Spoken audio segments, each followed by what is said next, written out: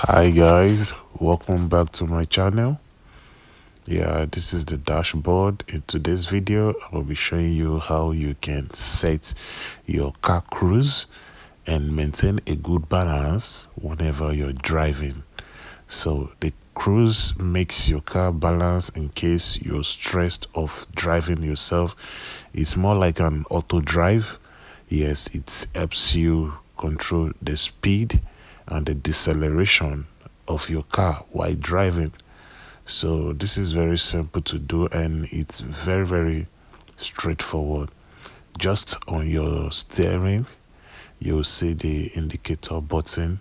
That is it. You can see cruise on it, and if you press it you can see the green light coming up.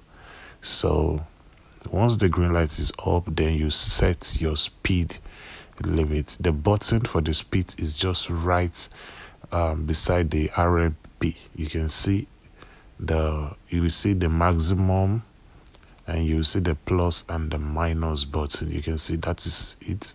I'm pointing it to it, and you can increase the speed and decrease the speed you want your car to drive. So this is very useful when you're driving. Maybe you're stressed of pressing the pedal yourself. This helps your car run cool. If you set it at low speed, the car would run at a low speed and at an accurate one. And if you set it as high speed, it runs at the high speed. So this is where you can see the speed reading, but I think mine has a little bit issue.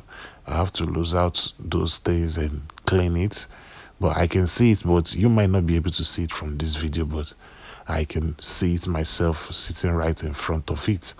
So if you click the plus from the button, you see it's increasing, and if you press the minus, you see it decreasing. So this is very easy to do, and I hope you've learned from this, and I hope you like, comment, share, subscribe on my channel, and click on the bell button so you can get a notification whenever I drop a new video.